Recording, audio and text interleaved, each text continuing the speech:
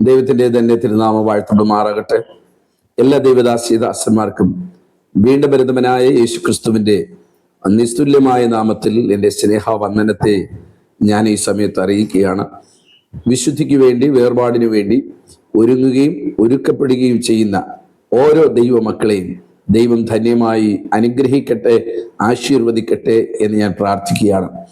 ഞാൻ ഇന്ന് നിങ്ങളോട് സംസാരിക്കാൻ ആഗ്രഹിക്കുന്ന ഒരു വിഷയം, നാം അറിയാതെ പോകുന്ന, നാം ചിന്തിക്കാതെ പോകുന്ന, നമ്മൾ ഒരിക്കൽ പോലും നമ്മുടെ ബുദ്ധികൾക്കകത്ത് പോലും പിശാച് കൊണ്ടുവരാതെ വണ്ണം തടഞ്ഞു വെക്കുന്ന ഒരു വിഷയമാണ്. വ്യാജ അഭിഷേകത്തെ കുറിച്ചാണ് ഞാൻ നിങ്ങളോട് പറയാൻ ആഗ്രഹിക്കുന്നത്. വ്യാജ അഭിഷേകം, ഒറിജിനൽ അഭിഷേകമുണ്ട്, അത് ദൈവം നമ്മുടെ മേൽ പകർന്നിരിക്കുന്നു എന്നുള്ള പൂർണ്ണ ഉത്തരവാദിത്വവും ആ സാന്നിധ്യം അനുഭവിക്കുന്ന ദൈവദാസന്മാർക്ക് വീണ്ടും വരുന്നവനായ യേശുവിൻ്റെ നാമത്തിൽ ഒരിക്കൽ കൂടി ഹൃദയത്തിന്റെ ഭാഷയിൽ ഞാൻ എൻ്റെ സ്നേഹത്തെ ഞാൻ ഈ സമയത്ത് അറിയിക്കുമ്പോൾ തന്നെ 1 യോഹന്നാന്റെ ലേഖനം 4-ാം അധ്യായം 1-ാം വാക്യം വായിച്ച് നമ്മുടെ ഈ സന്ദേശത്തിലേക്ക് നമുക്ക് ഇറങ്ങാം. പ്രിയമുള്ളവരെ, എല്ലാ ആത്മാക്കളെയും വിശ്വസിക്കാതെ അവ ദൈവത്തിൽ നിന്നുള്ളവയോ എന്ന് പരിശോധിച്ച് നോക്കുവിൻ, അല്ലെങ്കിൽ പരീക്ഷിച്ച് നോക്കുവിൻ. ഒരിക്കൽ കൂടി ഞാൻ വായിക്കുന്നു. 1 യോഹന്നാന്റെ ലേഖനം 4-ാം അധ്യായം അതിന്റെ 1-ാം വാക്യം. പ്രിയമുള്ളവരെ, എല്ലാ ആത്മാക്കളെയും വിശ്വസിക്കാതെ അവ ദൈവത്തിൽ നിന്നുള്ളവയോ എന്ന് പരീക്ഷിച്ച് നോക്കുവിൻ. Praise the Lord. നമ്മള് ശരിക്കും ആത്മീയ ജീവിതത്തിനകത്ത് നിത്യതയ്ക്ക് വേണ്ടിയാണ് ദൈവം നമ്മളെ ഓരോ മക്കളെയും വിളിച്ചിരിക്കുന്നത്, അല്ലേ? നമ്മൾ എത്രമാത്രം എന്തെല്ലാം വില കൊടുത്താണ് ഈ മാർഗത്തിൽ നിൽക്കുന്നത് എന്ന കാര്യം നാം വിസ്മരിക്കാതെ പോകരുത്. ഞാൻ എപ്പോഴും പറയാറുള്ളത് പോലെ, നാട് വിട്ടു, വീട് വിട്ടു, കൂട്ടരെ എല്ലാം വിട്ടു, ഈ പ്രതിസന്ധികളുടെ നടുവിലും മുറുകെ പിടിച്ചു നിൽക്കുന്നതിന്റെ ഒറ്റ കാര്യം, നമ്മുടെ ഒറ്റ വിഷയമേ ഉള്ളൂ, നിത്യതയിൽ എത്തണം. ഹല്ലേലൂയ.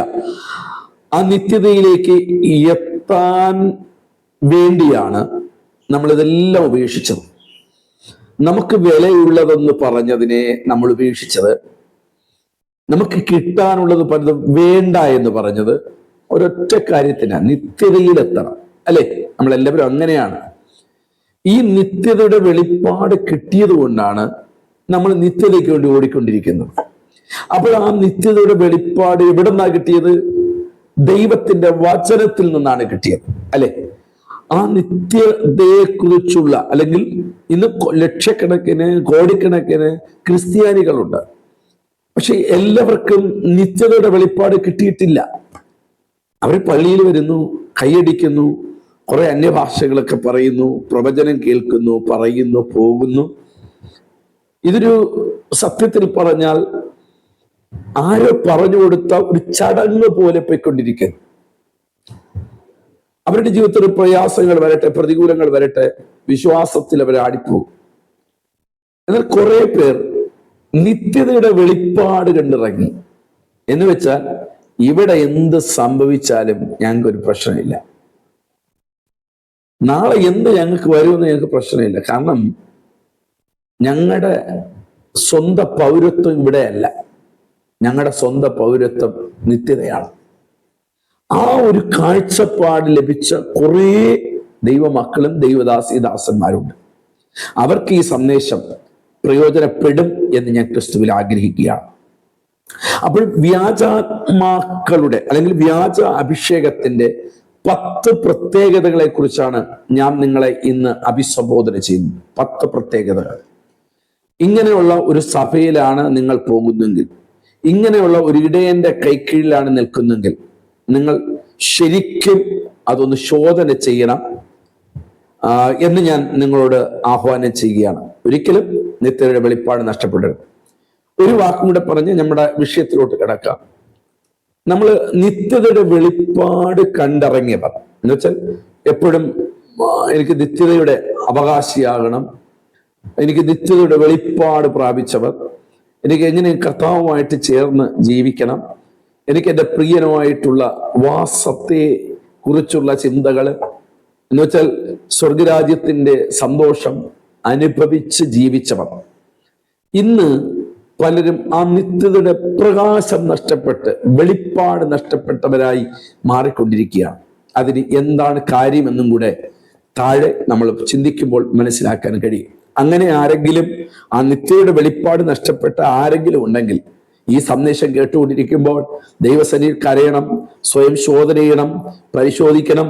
ദൈവസന്നിധിയിൽ മടങ്ങി വരേണ്ടടുത്ത് മടങ്ങി വരണം, വിട്ടുകളയേണ്ടതിനെ വിട്ടുകളഞ്ഞ് ദൈവസന്നിധിയിൽ വരുവാൻ ദൈവം നമ്മെ സഹായിക്കുമാറാകട്ടെ. അപ്പോൾ അവിടെ വായിച്ചത് ഇങ്ങനെയാണ്. 1 യോഹന്നാന്റെ ലേഖനം 4-ാം അധ്യായം 1 വായിച്ചത് ഇങ്ങനെയാണ്: പ്രിയമുള്ളവരെ, എല്ലാ ആത്മാക്കളെയും വിശ്വസിക്കാതെ അവ ദൈവത്തിൽ നിന്നുള്ളവയോ എന്ന് പരീക്ഷിച്ചു നോക്കുവിൻ. സ്തോത്രം. അപ്പോൾ എല്ലാ ആത്മാക്കളെയും വിശ്വസിക്കരുത് എന്ന് വെച്ചാൽ പരിശുദ്ധാത്മാവ് എന്ന് പറഞ്ഞ് വ്യാജ അഭിഷേകങ്ങളുണ്ട്. അതിനെ നിങ്ങൾ എന്ത് ചെയ്യണം? പരീക്ഷിച്ച് തിരിച്ചറിയണം. ഇനി ഇവരുടെ ഒരു പ്രത്യേകത ഞാൻ പറയാം. വ്യാജാത്മാക്കളുടെ പ്രത്യേകത. വ്യാജാത്മാക്കൾ, ഒരാളുടെ മേൽ വ്യാജാത്മാവാണോ സത്യത്തിന്റെ ആത്മാവാണോ എന്ന് എങ്ങനെ തിരിച്ചറിയാം? നമ്മൾ വചനപ്രകാരം ഒന്ന് നോക്കാം. ഒന്ന്, ഈ വ്യക്തി ക്രിസ്തുവിനേക്കാൾ മനുഷ്യനെ ഉയർത്തും. മനസ്സിലായോ?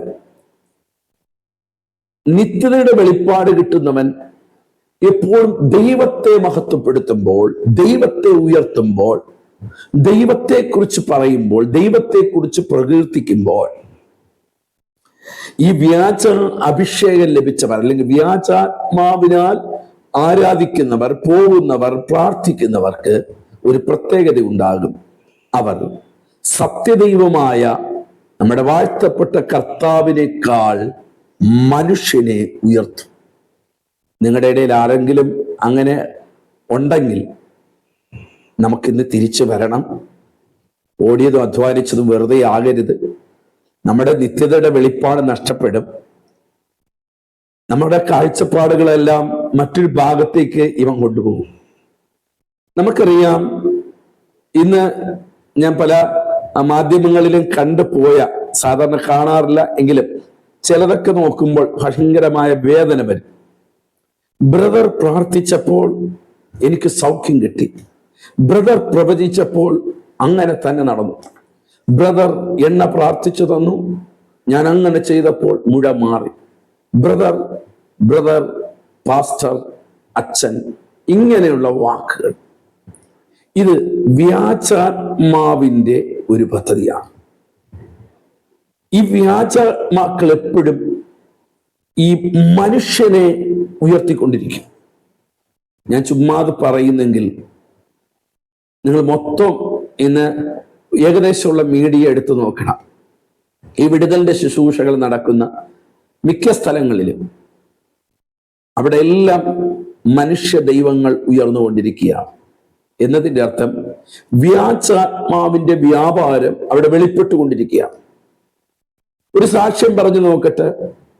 ആ സാക്ഷ്യത്തിൽ ദൈവത്തിനല്ല മഹത്വം, അവരുടെ സഭയ്ക്കും അവർ പോകുന്ന കൂടിവരവിനും അവരുടെ ദൈവദാസനെയും മാത്രമാണ് വ്യക്തമായി ഉയർത്തി കാണിക്കുന്നത്. എന്നാൽ യോഹന്നാന്റെ സുവിശേഷം 16-ാം അധ്യായം അതിന്റെ 14-ാം വാക്യം നിങ്ങളൊന്ന് വായിച്ചു നോക്കണം. അവിടെ ഇങ്ങനെയാണ് പറയുന്നത്: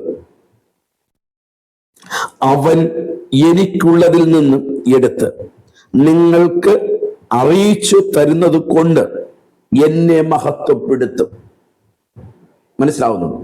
ഞാനൊരു പ്രവചനം നിങ്ങളോട് പറഞ്ഞാൽ ആ പ്രവചനം എന്നിൽ നിന്നല്ല ദൈവത്തിൽ നിന്നാകിയാൽ ആ പ്രവചനം കേൾക്കുന്ന വ്യക്തി ദൈവത്തിന് മഹത്വം കൊടുക്കണം. നമ്മുടെ വീട്ടിനകത്ത് പൈപ്പിൽ നിന്നും വെള്ളം വരുന്നുണ്ട്. ഇത് വരുന്നൊരു ചാനലുണ്ട്, ഒരു പൈപ്പുണ്ട്. അത് ഭൂമിക്കടിയിലോ മണ്ണിനടിയിലോ ചുമരിനകത്തോ ഒളിപ്പിച്ചു വെച്ചിരിക്കും. പക്ഷെ നമ്മൾ ആരും ആ പൈപ്പിനെയല്ല പ്രശംസിക്കുന്നത്, വരുന്ന വെള്ളമാണ്. മനസ്സിലായോ? ഇതുപോലെയാ ഒരു വ്യക്തിയെ പരിശുദ്ധാത്മ ഉപയോഗിക്കുന്നെങ്കിൽ അത് ചാനല, അതൊരു വഴിയാ. ആ വ്യക്തിക്കല്ല അവിടെ പ്രാധാന്യം, ആ വ്യക്തിക്കല്ല പ്രാധാന്യം, നൽകുന്ന ദൈവത്തിന്. കേട്ടോ, പിശാച് റൂട്ട് മാറ്റും, നിത്യതയുടെ വെളിപ്പാടിനെ മാറ്റുന്നത്. കേട്ടോ, ദൈവത്തിന് മഹത്വം കൊടുക്കുമ്പോൾ, ദൈവത്തെ നമ്മൾ സ്തുതിക്കുമ്പോൾ ആ നിത്യതയുടെ അടുക്കലോളം നമ്മൾ വീണ്ടും വീണ്ടും കയറി പോകുക. ദൈവമായിട്ടുള്ള സ്നേഹം നമ്മൾ അധികമായി കയറി പോകുക.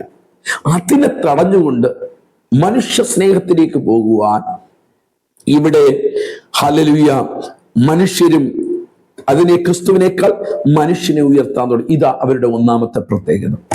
നിങ്ങൾ പോകുന്ന കൂട്ടായ്മയിൽ ഇങ്ങനെയാണോ?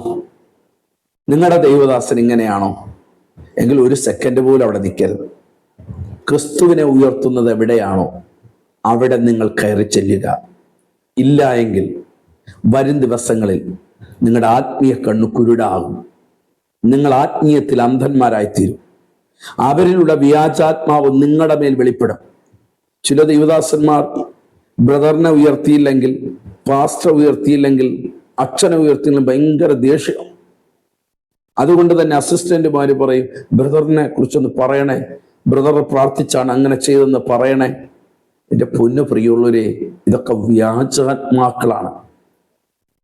നിത്യതയ്ക്ക് വേണ്ടി ഒരുക്കപ്പെടുന്ന ഒരു വ്യക്തി ഒരിക്കലും മനുഷ്യനെ ഉയർത്തില്ല, ദൈവത്തെ ഉയർത്തും.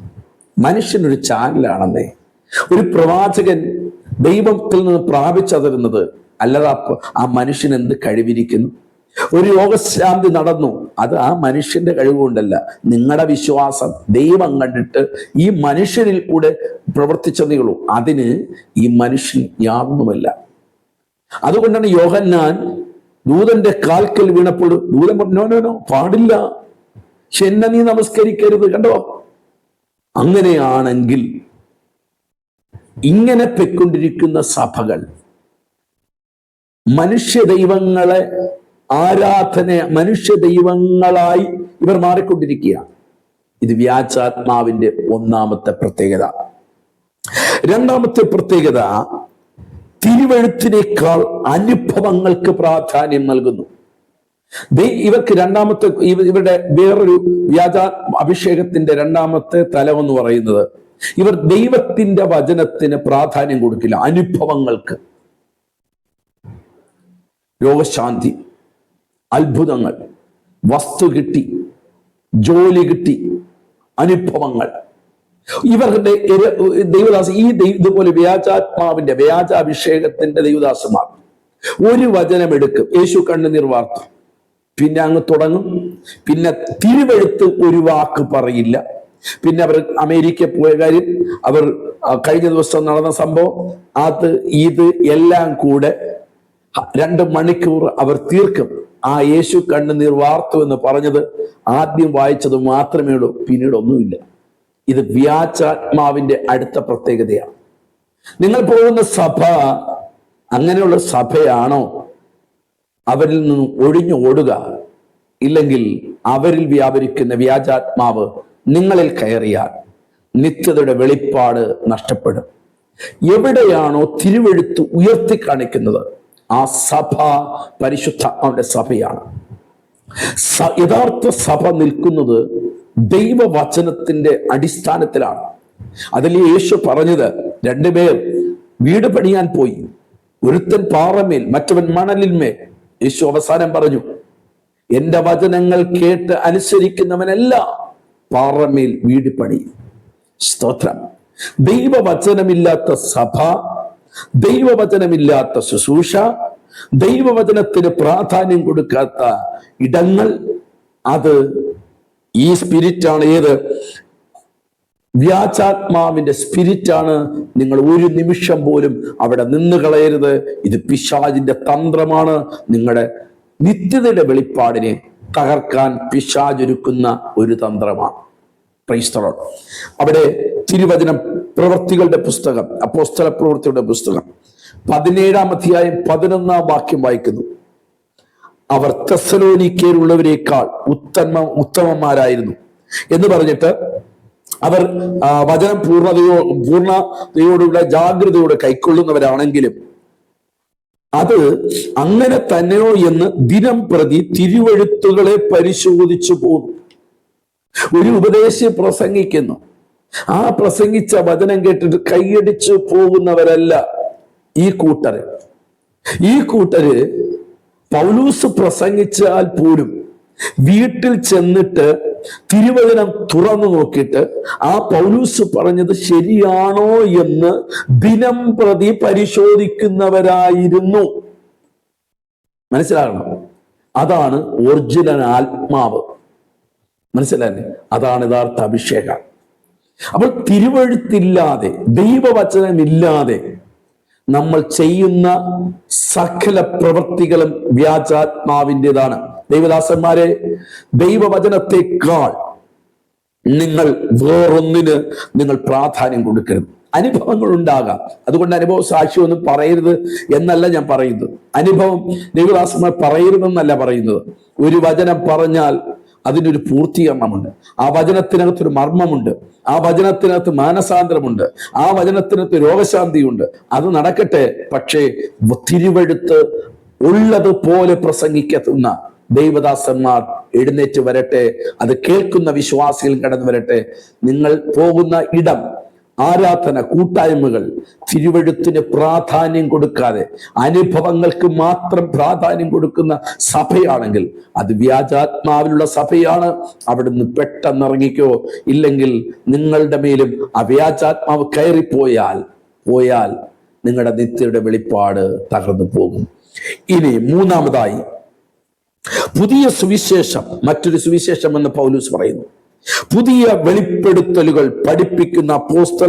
പഠിപ്പിക്കുന്ന ഇടങ്ങൾ നോക്കണം. പുതിയ സുവിശേഷം, പുതിയ വെളിപ്പെടുത്തലുകൾ പഠിപ്പിക്കുന്ന ഇടങ്ങളുണ്ട്. എന്ന് വെച്ചാൽ പൗലൂസ് പറയുന്നു മറ്റൊരു സുവിശേഷം. അവിടെ പറയുന്നു അപ്പോസ്തലന്മാർ പ്രസംഗിച്ച സുവിശേഷത്തിന് മാറ്റം വരുത്തുന്ന വ്യക്തികൾ, അങ്ങനെയുള്ള സഭകളുണ്ട്. ഈ തൂവാല പ്രാർത്ഥിച്ചു കൊടുക്കുക, വേദപുസ്തകത്തിൽ എവിടെ പ്രമാണം കിടക്കുന്നു? വിശുദ്ധ ചിരി,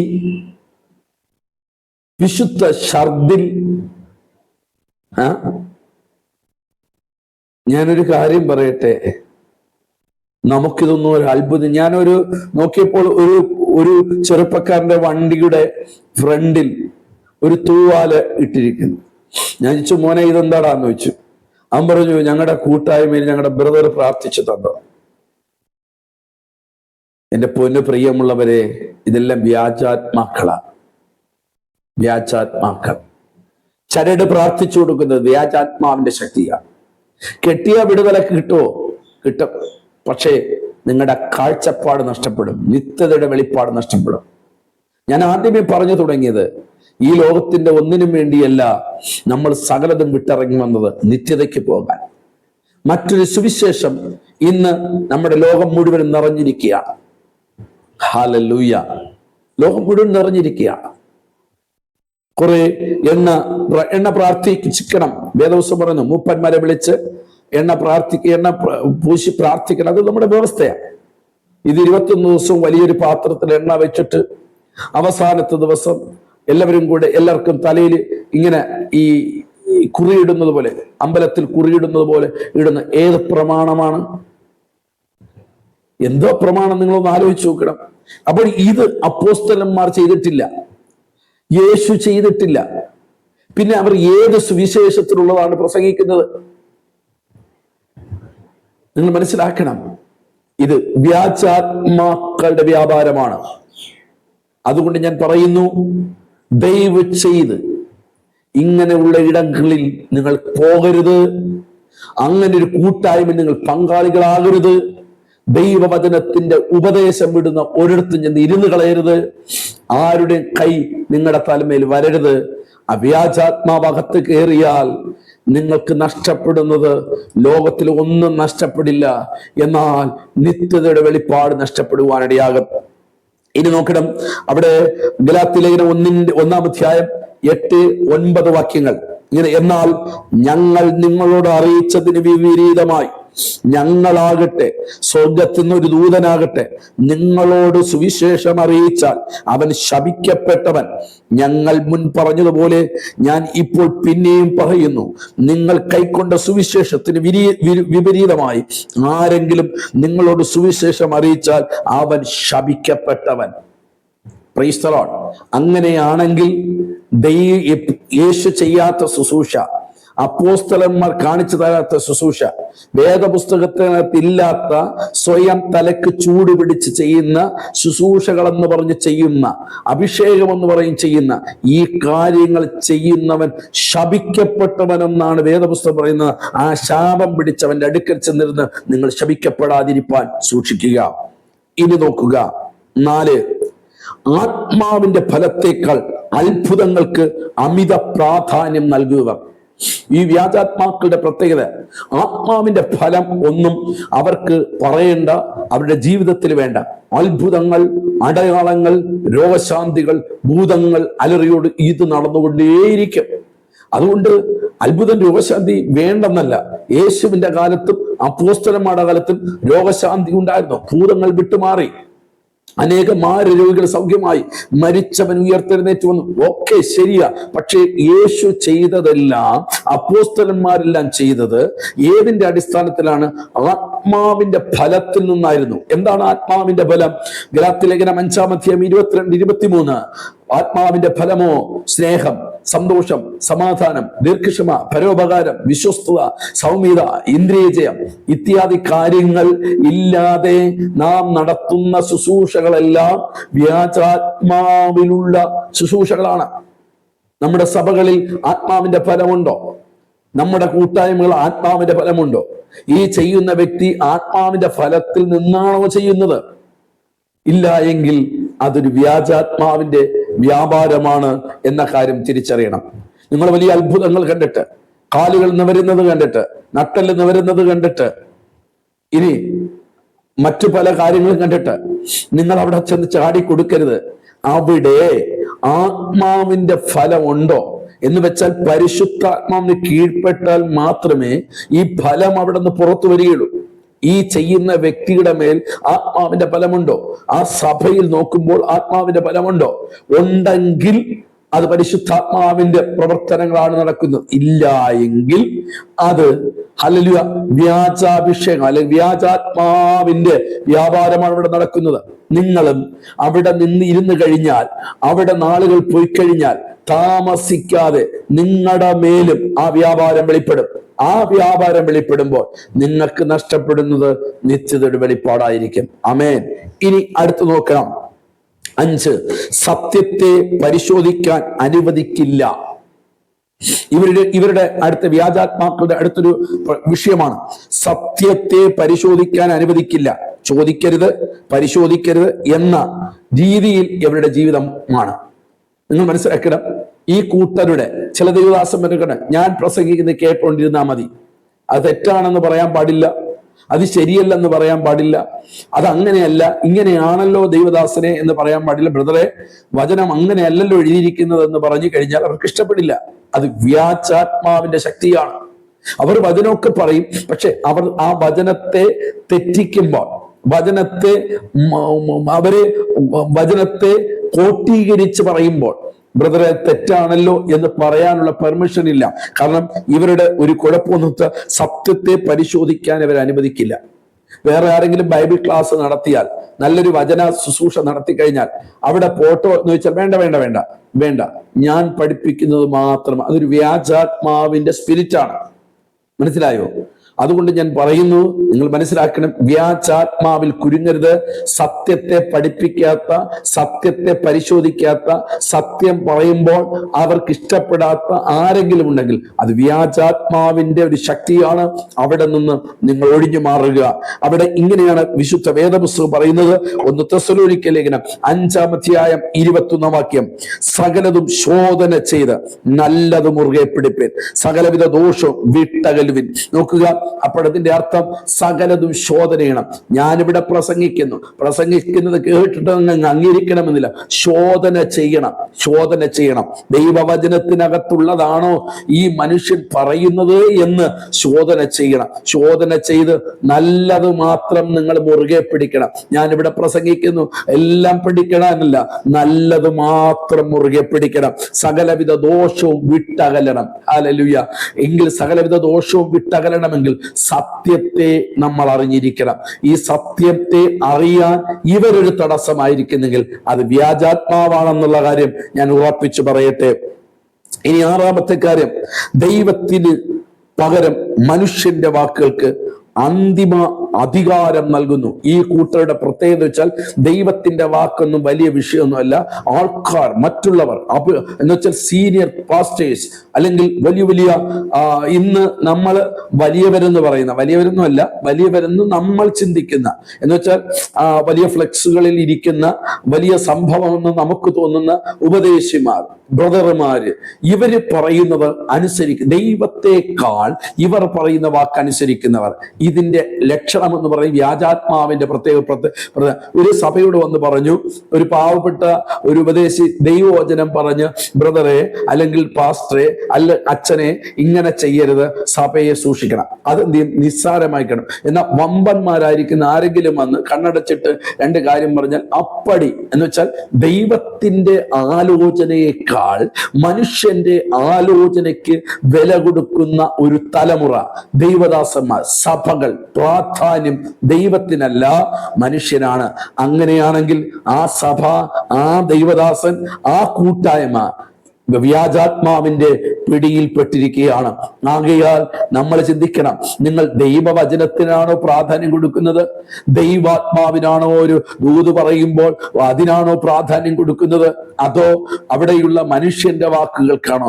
ചില സഭകൾക്കകത്ത് പരിശുദ്ധാത്മാവ് പറയുന്നതിനേക്കാൾ കമ്മിറ്റി പറയുന്നതാണ് ശരി. അവിടെ വല്ല അച്ചായന്മാർ, സാമ്പത്തികമുള്ള അച്ചായന്മാർ പറയുന്നതാണ് അവർക്ക് ശരി. ചിലയിടത്ത് പാസ്റ്റർ പറയുന്നതാണ് ശരി. ദൈവാത്മാവിനോ ദൈവം വചനത്തിനോ യാതൊരു പ്രാധാന്യമില്ലാത്ത സഭകളുണ്ട്. അത് കടന്നു പോയിക്കൊണ്ടിരിക്കുന്നത് വ്യാജാത്മാവിലാണ്. സൂക്ഷിക്കണമേ പ്രിയമുള്ളവരെ, നമ്മുടെ നിത്യയുടെ വെളിപ്പാട് അത് നിമിത്തം നഷ്ടപ്പെടും. മനുഷ്യരിൽ ആശ്രയിക്കുന്നതിനേക്കാൾ യഹോവയിൽ ആശ്രയിക്കുന്ന നല്ലത്, പ്രഭുക്കന്മാരിൽ ആശ്രയിക്കുന്നതിനേക്കാൾ യഹോവയിൽ ആശ്രയിക്കുന്ന നല്ലത്. നോക്കുക, 2 തീമോഥെയോസ് ലേഖനം 3:16-17 വാക്യത്തിൽ ഇങ്ങനെ പറയുന്നു, സമാധാനത്തിന്റെ കർത്താവായവൻ താൻ നിങ്ങൾക്ക് എല്ലായ്പ്പോഴും സകല വിധത്തിലും സമാധാനം നൽകുമാറാകട്ടെ. കർത്താവ് നിങ്ങളോടുകൂടെ എപ്പോഴും ഇരിക്കുമാറാകട്ടെ. അങ്ങനെയാണെങ്കിൽ കർത്താവ് എന്റെ കൂടെ ഇരിക്കുന്ന കാലം കർത്താവിന്റെ വാക്കിനേക്കാൾ വേറൊരു വാക്കിന് വില കൽപ്പിക്കരുത്. ഈ ലോകത്തിന്റെ മൂക്കിൽ ശ്വാസമുള്ള മനുഷ്യനാണ്, നാളെ ഈ മണ്ണ് വിട്ടു പോകുന്ന മനുഷ്യനാണ്. അവന്റെ വാക്കിനേക്കാൾ വലുത് സർവശക്തനായ ദൈവത്തിന്റെ വാക്കിനെ നമുക്കനുസരിക്കാം. ഹല്ലേലൂയ. രാഷ്ട്രീയ നേതാക്കന്മാരുടെ വാക്കല്ല, മതാചാര്യന്മാരുടെ വാക്കല്ല, ദൈവത്തിന്റെ വാക്ക്, ദൈവത്തിന്റെ വാക്ക്, ദൈവത്തിന്റെ വാക്ക്. ദൈവത്തിന്റെ വാക്കെന്ന് പറയും ദൈവത്തിന്റെ വചനമാണ്. ആ വചനത്തിൽ ആശ്രയിപ്പാൻ കർത്താവ് നിങ്ങളെ സഹായിക്കുമാറാകട്ടെ. നോക്കുക, 7-ാമതായി ഇവർക്ക് ആ ദ്രവ്യലാഭം എന്ന് വെച്ചാൽ സാമ്പത്തികവുമായിട്ടുള്ള ആവേശം, സാമ്പത്തികത്തിലുള്ള പ്രധാന ലക്ഷ്യം. ഇവരുടെ ലക്ഷ്യം എന്ന് പറയുന്നത് ഈ വ്യാജാത്മാക്കളുടെ പ്രത്യേകത വെച്ചാൽ കൈയടിയുണ്ട്, ആരാധനയുണ്ട്, അന്യഭാഷയുണ്ട്, മിറക്കലുണ്ട്, ബാക്കിയുള്ള ഭൂതങ്ങളൊക്കെ പോകുന്നുണ്ട്, വലിയ വലിയ ക്രൂസേഡുകൾ നടത്തുന്നുണ്ട്. പക്ഷേ ഇവരുടെ ലക്ഷ്യം എന്ന് പറയുന്നത് ദ്രവ്യാഗ്രഹമായിരിക്കും. അതുകൊണ്ടാണ് 1 തീമോഥെയോസ് ലേഖനം 6-ാം അതിന്റെ 5-ാം വാക്യത്തിൽ ഇങ്ങനെ പറയുന്നു, ദൂഷണം, ദുർസംശയം, ദുർബുദ്ധികളും സത്യത്യാഗികളുമായ മനുഷ്യരുടെ വ്യർത്ഥവാദവും എന്നിവ ഉളവാകുന്നു. അവർ ദൈവഭക്തിയെ ആദായ സൂത്രം എന്ന് വിചാരിക്കുന്നു. അല്ലെങ്കിൽ നോക്കി നിങ്ങൾ മനസ്സിലാക്കണം, ഇവർ ദൈവഭക്തന്മാരായിട്ടിരിക്കും. ഇതെന്ത് ചെയ്യുന്നവരുടെ ദൈവഭക്തിയെ ആദായ സൂത്രമാക്കുന്നു. ഹല്ലേലൂയ. ഒരു കൺവെൻഷൻ നടത്തുന്നു, അവിടെ ആത്മാക്കൾ രക്ഷിക്കപ്പെടണമെന്നുള്ള ചിന്തയല്ല, ആൾക്കാർ വരണം. എന്തിനു വരണം? 1, തന്റെ പേര് വളരണം. 2, ഈ കൺവെൻഷൻ കഴിയുമ്പോൾ, ഈ ശുശ്രൂഷ കഴിയുമ്പോൾ തന്റെ പോക്കറ്റിൽ എന്തെങ്കിലും വരണം. ഇങ്ങനെയുള്ള കുറെ വ്യാജാത്മാക്കൾ നമ്മുടെ ഇടയിലും ഒത്തിരി പേരുണ്ട്. സഭയിൽ എന്തിനാ ആൾക്കാർ വരുന്നത്? സഭ നിറയ്ക്കാൻ വേണ്ടിയാ, അല്ലെ ആത്മാക്കളുടെ രക്ഷയ്ക്ക് വേണ്ടിയാണോ? പണ്ടത്തെ നമ്മുടെ പിതാക്കന്മാർ കൺവെൻഷൻ നടത്തും, ഉപവാസം നടത്തും. എന്തിനാ നടത്തുന്നത്? അവരുടെ കയ്യിൽ ഒന്നുമില്ല, കൈനഷ്ടങ്ങളാ, കടബാധ്യതകളാ. പക്ഷേ അവരുടെ ഹൃദയത്തിന്റെ ആഗ്രഹം അവിടെ കയ്യിൽ നിന്ന് നഷ്ടപ്പെടുന്നതല്ല. പിന്നെ എന്താണ്? അവർക്ക് ആത്മാക്കളെ നേടാനായിരുന്നു. ഇന്ന് നിങ്ങൾ നോക്കണം, എല്ലാം ഒരു പ്രഹസനമായി, ഇതെല്ലാം ബിസിനസ്സായി മാറിക്കഴിഞ്ഞു. ഇന്ന് വേദപുസ്തകം എടുത്താലേ ബിസിനസ്. ഒരു ഭൂതം ഒഴിവാക്കാൻ 25,000, 10,000. ഒരു പ്രവാചകൻ ഒരു പ്രവചനം പറയണമെങ്കിൽ ആയിരക്കണക്കിന് രൂപ കൊടുക്കണം. ഈ ഒരു സിസ്റ്റത്തിലേക്ക് നമ്മുടെ ആത്മീയ ലോകത്തെ ഈ വ്യാജാത്മാക്കൾ കൊണ്ടുപോയിക്കൊണ്ടിരിക്കുകയാണ്. ഇത് നിങ്ങൾ തിരിച്ചറിയണം. പഴയ കാലങ്ങളിൽ നമ്മുടെ പിതാക്കന്മാർ വീടുകളിൽ പ്രാർത്ഥിക്കാൻ പോകും. വീടുകളിൽ പ്രാർത്ഥിച്ച ശേഷം 2 കണ്ണിൽ നിന്ന് കടനീരൊഴിച്ച് ദൈവസന്നിധി അവർ കരയും, നിലവിളിക്കും. എന്നിട്ട് ഹല്ലേലൂയ ദൈവം കൊടുക്കുന്ന ദൂത് പറഞ്ഞിട്ട് സ്തോത്രം പറഞ്ഞ് ഇറങ്ങിപ്പോകും. അവിടെ കൈമടക്ക് കൊടുക്കുവാനോ ഒന്നും ഉണ്ടാകുകയില്ല. ഇന്ന് നോക്കണം, ഒരു പ്രവാചകനെ വിളിച്ച, ഒരു പ്രവാചകയെ വിളിച്ച, ഒരു ഉപദേശിയെ വിളിച്ച, അയ്യോ അദ്ദേഹത്തിന് മട്ടൻ വേണം, ചിക്കൻ വേണം, ബിരിയാണി വേണം, 10,000 രൂപ വേണം, എങ്കിൽ മാത്രമേ 1 മണിക്കൂർ കണ്ണടച്ച് തുറക്കുന്നതിന്. പ്രിയമുള്ളവരെ, ഇതെല്ലാം ആദായ സൂത്രമാക്കിയിരിക്കുന്നു. ഇങ്ങനെ ചെയ്യുന്നത് വ്യാജാത്മാക്കളാണ്. എന്നാൽ ആത്മാവിന്റെ രക്ഷയെ കണ്ടുകൊണ്ട് കൺവെൻഷൻ നടത്തുകയും ഉപവാസങ്ങൾ നടത്തുകയും മീറ്റിങ്ങുകൾ ക്രമീകരിക്കുകയും ദൈവസന്നിധിയിരിക്കുകയും ചെയ്യുന്ന ഭക്തന്മാരുണ്ടോ? അവരുടെ മേൽ വ്യാപരിക്കുന്നത് പരിശുദ്ധാത്മാവിന്റെ ശക്തിയാണ്. ആകയാൽ അങ്ങനെയുള്ള ദ്രവ്യാഗ്രഹികളുടെ അടുക്കൽ പോകരുത്. അത് വ്യാജാത്മാക്കളാണ്. ഒരിക്കലും പള്ളി വെക്കുന്നത് പ്രാർത്ഥനാലയമാണ്. എൻ്റെ ആലയം അനേകർക്ക് പ്രാർത്ഥനാലയമാണ്. നിങ്ങൾ അതിനെ കള്ളന്മാരുടെ ഗുഹയാക്കിയിരിക്കുന്നു. ഒരു പ്രാർത്ഥനാലയം വെക്കുന്നത് അവിടെ പണം ഉണ്ടാക്കാനല്ല, ആൾക്കാരെ കൂട്ടാനല്ല. അനേക തകർന്നു കിടക്കുന്ന, ആശയറ്റ് കിടക്കുന്ന, ജീവിതത്തിൽ പരാജയപ്പെട്ട് കിടക്കുന്ന അനേക ആത്മാക്കളെ നിത്യതയുടെ വെളിപ്പാട് കാണിച്ചു കൊടുക്കുന്നതാണ് ആലയം എന്ന് പറയുന്നത്. എന്നാൽ ഇന്നത്തെ രീതി നോക്കിയാൽ ആലയങ്ങളെല്ലാം ഒരു പ്രത്യേക സ്ഥാപനങ്ങളായി മാറി. സ്ഥാപനങ്ങളായി മാറിയപ്പോൾ ആത്മാക്കളെയല്ല വേണ്ടത്, ആളുകളെയാണ് വേണ്ടത്. ആളുകൾ സഭയ്ക്കകത്ത് കയറാൻ തുടങ്ങിയപ്പോൾ ആളുകളിക്കാൻ തുടങ്ങി. പുറത്തുള്ള സകല മതങ്ങളും പഠിപ്പിക്കുന്ന കാര്യങ്ങൾ സഭയ്ക്കകത്ത് വരാൻ തുടങ്ങി. ഈ വന്നപ്പോൾ എന്തു സംഭവിച്ചു? കർത്താവ് സഭയിൽ നിന്ന് മാറിപ്പോയി. ഇന്ന് സഭ നടത്തുന്ന ആരാണ്? കള്ളന്മാരാണ്. സ്തോത്രം. എന്ന് വെച്ചാൽ വ്യാജാത്മാക്കളാണ്. അങ്ങനെയുള്ള സഭകളിൽ നിന്ന് നിങ്ങൾ കൂടിവരവിന് പോകരുത്. അങ്ങനെയുള്ള ഇടങ്ങളിൽ ഇരിക്കരുത്. നിശ്ചയമായും നമ്മുടെ നിത്യതയുടെ വെളിപ്പാട് നഷ്ടപ്പെടുവാനിടയാകും. ഇനി 8ാമത്തെ കാര്യം, മാനസാന്തരത്തെക്കാൾ ഇവ സമൃദ്ധിയും വിജയവും മാത്രം പ്രസംഗിക്കും. ഏത് സഭകൾ നോക്കുമ്പോൾ നോക്കണം, ഇന്ന് മാനസാന്തരത്തെ കുറിച്ച് കേൾക്കാനില്ല. മർക്കോസ് 1:15 കാലം തികഞ്ഞു, ദൈവരാജ്യം സമീപിച്ചിരിക്കയാൽ മാനസാന്തരപ്പെട്ട് സുവിശേഷത്തിൽ വിശ്വസിപ്പിൻ. നിങ്ങൾ മാനസാന്തരപ്പെടണം. ഉൽപ്പത്തി മുതൽ വെളിപ്പാട് വരെ വായിക്കുമ്പോഴും മാനസാന്തരം എന്ന വാക്ക് കാണുന്നു. കൂടുതലായി നിങ്ങൾ മത്തായി മുതൽ വെളിപ്പാട് വായിക്കുമ്പോഴും മാനസാന്തരപ്പെടണം. യേശു മാനസാന്തരത്തെ കുറിച്ച് പറഞ്ഞു, യോഹന്നാൻ മാനസാന്തരത്തെ കുറിച്ച് പറഞ്ഞു, അപ്പോസ്തലന്മാർ മാനസാന്തരത്തെ കുറിച്ച് പറഞ്ഞു, നമ്മുടെ വിശുദ്ധന്മാരെല്ലാം മാനസാന്തരത്തെ കുറിച്ച് പറഞ്ഞു. എന്നാൽ സഭകളിൽ നിന്ന് മാനസാന്തരം വേണ്ട, എല്ലാം അനുഗ്രഹമാണ്. അനുഗ്രഹത്തിന് വേണ്ടി പ്രാർത്ഥിക്കാം. അനുഗ്രഹ പ്രാർത്ഥന, മക്കളുടെ ഉയർച്ചയ്ക്കുള്ള പ്രാർത്ഥന, വീട്ടിന്റെ അനുഗ്രഹത്തിന് വേണ്ടിയുള്ള പ്രാർത്ഥന. ഇതിനു വേണ്ടി ജനം ഓടിപ്പോകുകയാണ്. എൻ്റെ പ്രിയമുള്ളവരെ, വിലാപങ്ങളുടെ പുസ്തകത്തിൽ നിങ്ങൾ വായിക്കുമ്പോൾ പ്രവാചകൻ അവരുടെ അകർത്യം മറച്ചു വെച്ചിട്ട് അവരുടെ അനുഗ്രഹം പ്രവചിച്ചു. കാലങ്ങൾ പിന്നിട്ടപ്പോൾ ഈ പ്രവാചകൻ അവിടെ ഇല്ല. പക്ഷേ ദൈവത്തിന്റെ ന്യായവിധി ഇസ്രായേലിന്റെ നേരെ കടന്നു വന്നു. നിങ്ങൾ ആ പുസ്തകം വിലാപങ്ങളുടെ പുസ്തകം വായിക്കുമ്പോൾ മനസ്സിലാക്കാൻ പറ്റും. കാരണം എന്താ? പ്രവാചകൻ അകൃത്യങ്ങളെ കുറിച്ച് പറഞ്ഞു കൊടുത്തില്ല. എന്ന് വെച്ചാൽ നീ മാനസാന്തരപ്പെടണം. സഹോദര, നീ മാനസാന്തരപ്പെടണമെന്ന് പറയുന്നില്ല. നമുക്കിപ്പോഴെന്താ? വിടുതൽ, കൃഷിയുടെ അഭിവൃദ്ധി, വീട്ടിന്റെ അഭിവൃദ്ധി, മക്കൾ UK പോകണം, അമേരിക്കയിൽ പോകണം, ചൈനയിൽ ചെന്ന് പഠിക്കണം, ഡോക്ടറാകണം, എഞ്ചിനീയർ, അതിനുള്ള പ്രത്യേക പ്രാർത്ഥന. എൻ്റെ പ്രിയമുള്ളവരെ, അങ്ങനെയുള്ള വ്യാജാത്മ സഭകൾ നമ്മുടെ ദേശങ്ങൾ നിറഞ്ഞുകൊണ്ടിരിക്കുമ്പോൾ നിങ്ങൾ തിരിച്ചറിയണം. മാനസാന്തരം പ്രസംഗിക്കാത്ത, രക്ഷയെക്കുറിച്ച് പ്രസംഗിക്കാത്ത, രൂപാന്തരത്തെ കുറിച്ച് പ്രസംഗിക്കാത്ത, പാപമെന്തെന്ന് വെളിപ്പെടുത്താത്ത സഭകളും ദൈവദാസന്മാരുടെ മേലും വ്യാജാത്മാവിന്റെ പ്രവൃത്തികളാണ്. നിങ്ങൾ തിരിച്ചറിയണം. ഇല്ലെങ്കിൽ നമ്മുടെ നിത്യതയുടെ വെളിപ്പാട് നഷ്ടപ്പെടുവാനിടയാകും. ഇനി നോക്കുക, 9ാമത്തെ കാര്യം, ആശയക്കുഴപ്പം, ക്രമീകരണമില്ലായ്മയും ആത്മീയതയുടെ തെളിവായി അവതരിപ്പിക്കുന്നു. എന്ന് വെച്ചാൽ പരിശുദ്ധാത്മാവ് എപ്പോഴും ചന്തവും ഉചിതവുമായി ചെയ്യുന്നതാണ്.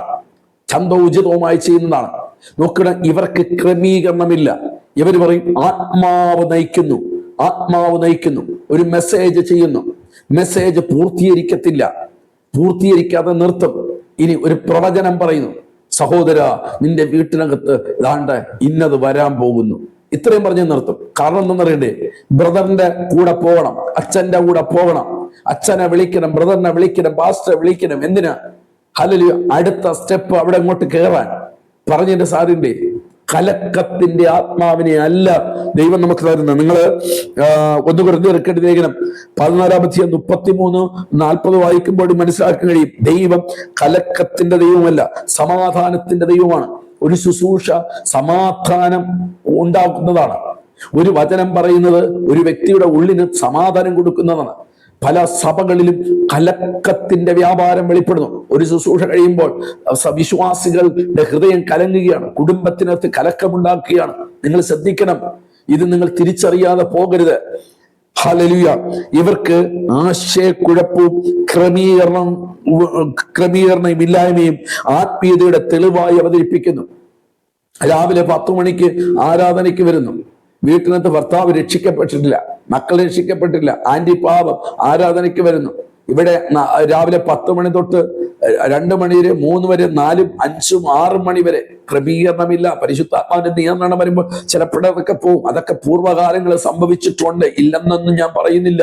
പക്ഷേ ഇന്ന് വെറുതെ ജനത്തെ ഇളക്കി മറിക്കാൻ, ഞങ്ങളുടെ ഇടയിൽ ആത്മീയതയുണ്ട്, ഞങ്ങളിൽ ഉണർവുണ്ട്, ഞങ്ങളിൽ വിടുതലുണ്ടെന്ന് കാണിച്ചു വരുത്താൻ വേണ്ടി ക്രമീകരണമില്ലാത്ത, ആത്മാവിന് നിയന്ത്രണമില്ലാത്ത കാര്യങ്ങൾ മനുഷ്യബുദ്ധി കൊണ്ട് ചെയ്യുന്നവരുടെ ഒരു കൂട്ടമായി ഇന്ന് ആത്മീയ ലോകം മാറിക്കൊണ്ടിരിക്കുകയാണ്. പരിശുദ്ധാത്മാവ് എപ്പോഴും ചന്തവും ഉചിതവുമായിട്ട് മാത്രമേ ചെയ്യുള്ളൂ. അത് ക്രമീകരണത്തോടുകൂടെ മാത്രമേ ചെയ്യുള്ളൂ. ഒരു മനുഷ്യന്റെ ക്രമീകരണത്തെക്കാൾ പരിശുദ്ധാത്മാവ് ചന്തവും ഉചിതവുമായി ചെയ്യുമെന്നാണ് വേദപുസ്തകം പറയുന്നത്. കാരണം പരിശുദ്ധാത്മാവ് ജ്ഞാനത്തിന്റെ, പരിജ്ഞാനത്തിന്റെ ആത്മാവാണ്. പരിജ്ഞാനമില്ലാതെ ചെയ്യുന്ന ആത്മാവല്ല പരിശുദ്ധാത്മാവ്. അതുകൊണ്ട് തിരിച്ചറിയണം, പരിശുദ്ധാത്മാവ് ഏതെന്നും ഈ വ്യാജാത്മാവ് ഏതെന്നും നമ്മൾ തിരിച്ചറിയണം. ഇനി നോക്കണം, 10ാമത്തെ വാക്യം, യേശുവിന്റെ സ്വഭാവത്തിന് പകരം മനുഷ്യരുടെ വികാരങ്ങളെ പിന്തുടരുവാൻ പ്രേരിപ്പിക്കുന്നു. ഇവരുടെ അടുത്ത ഏറ്റവും വലിയൊരു കുഴപ്പമെന്ന് വെച്ചാൽ ക്രിസ്തുവിന്റെ സ്വഭാവം. എന്താ ക്രിസ്തുവിന്റെ സ്വഭാവം? ഒരു ചെകിടത്തടിച്ചാൽ മറു ചെകിട് കാണിച്ചു കൊടുക്കണം. ഇത് ക്രിസ്തുവിന്റെ സ്വഭാവമാണ്. ശത്രുവിനെ സ്നേഹിക്കണം. നിന്റെ ശത്രുവിന് വിശന്നാൽ അവൻ എന്തെങ്കിലും കൊടുക്കണം, അല്ലെ? അങ്ങനെയല്ലേ? എന്നാൽ ഇവര് പഠിപ്പിക്കുന്ന നോക്കണം, ഇന്നത്തെ ഉപദേശിമാരെന്താ പഠിപ്പിക്കുന്നത്?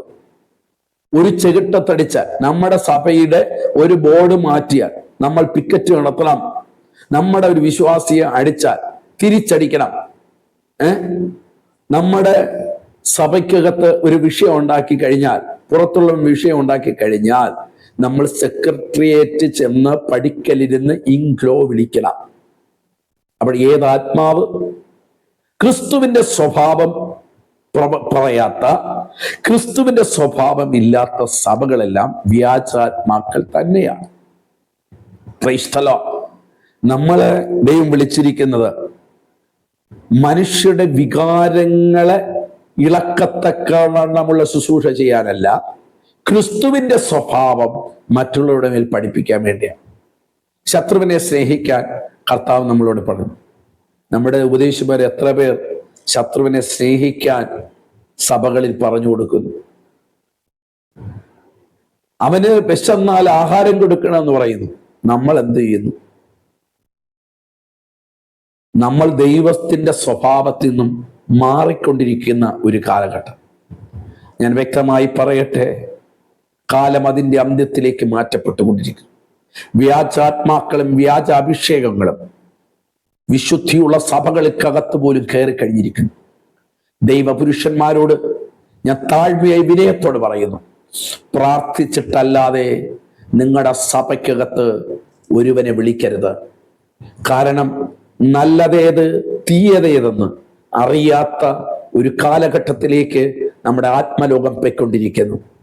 എല്ലാവരെ കണ്ടാലും ഒരുപോലെ ഇരിക്കും, പക്ഷെ ഏതാത്മാവാണെന്ന് നമ്മൾ ദൈവത്തിൽ നിന്നും തിരിച്ചറിഞ്ഞിട്ട് വേണം നമ്മുടെ യാഗപീഠത്തിൽ കയറ്റാൻ. ഇല്ല എങ്കിൽ ഈ വരുന്ന വ്യക്തിയിൽ വ്യാപരിക്കുന്ന വ്യാജാഭിഷേകം, വ്യാജാത്മാവ് നിങ്ങളുടെ സഭയ്ക്കകത്ത് കയറിയാൽ പാവപ്പെട്ട ഒരു കൂട്ടം തലമുറകൾ പിന്മാറ്റത്തിലേക്ക് പോകും. നമ്മുടെ സഭയ്ക്കകത്ത് വിശ്വാസികളുടെ നിത്യതയുടെ വെളിപ്പാട് തകർന്നു പോകും. ആകയാൽ യൂദയുടെ ലേഖനം കൂടെ വായിച്ച് ഞാൻ നിർത്തിക്കോട്ടെ. യൂദയുടെ ലേഖനം 1-ാം അധ്യായം 3-ാം വാക്യം, വിശുദ്ധന്മാർക്ക് ഒരിക്കലായി ഏൽപ്പിച്ച വിശ്വാസത്തിനു വേണ്ടി പോരാടുവിൻ എന്ന് യൂദ നമ്മളോട് പറയുകയാണ്. ഒരിക്കലായി ഏൽപ്പിച്ച വിശ്വാസം ഇത് നഷ്ടപ്പെടുത്തരുത്. ആ ഒരിക്കലായി ഏൽപ്പിച്ച വിശ്വാസത്തിനകത്ത് വ്യാജാത്മാവ് കയറിയാൽ നമ്മൾ ലോകത്തിന്റെ മയത്വത്തിലേക്ക് പോകും. നമ്മൾ പള്ളിയിൽ വരും, അന്യഭാഷ പറയും, പ്രവചിക്കും, ഭയങ്കര ആത്മീയ ഉണർവൊക്കെ കാണിക്കും. പക്ഷെ നമ്മുടെ കാഴ്ചപ്പാട് മാറും. നമ്മുടെ കാഴ്ചപ്പാട് ലോകത്തിലുള്ള കാഴ്ചപ്പാടായി മാറും. നിത്യതയുടെ വെളിപ്പാടുള്ളവനായി നമ്മൾ ഈ ലോകത്തു നിന്ന് വിട്ടുപോകേണ്ടവരാണ്. നിത്യതയുടെ വെളിപ്പാട് കാണണം. അതുകൊണ്ടാണ് പൗലൂസ് അങ്ങനെ പറഞ്ഞത്, ഈ ലോകത്തുള്ളതെല്ലാം ഞാൻ ചവറന്നെണ്ണി.